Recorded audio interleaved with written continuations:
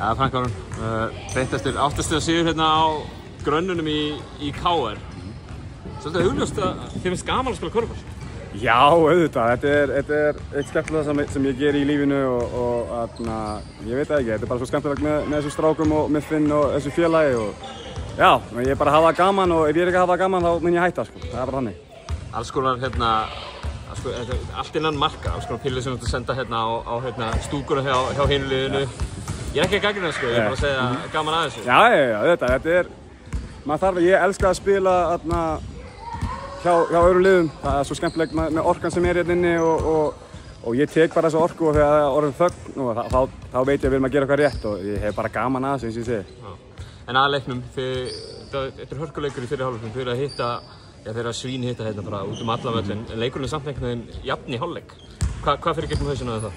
Það var bara ómörg stig inn á teigni, eins og Linars var með eitthvað 20 layup í fyrsta leikluta og fyrsta hálfleiknum, eða fyrri hálfleiknum.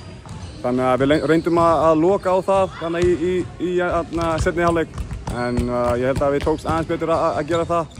Og líka í frákostunum, það var algjört bull þegar við vorum að ná öllum frákostum innan og við leiðum eins og stigin voru að koma þaðan.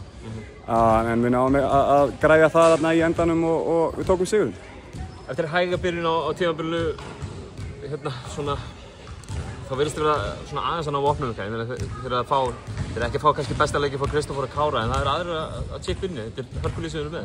Já, nei, 100% við erum með vopn fyrir allan vellin, sko. Þannig að ef að Kári eða ég eða Callum eða einhver er ekki að hitta, þá er einhver annar að stíga upp. Og mér finnst að þetta lið er mjög vel skipulagt og ég held að þetta sýnist bara á vellinu.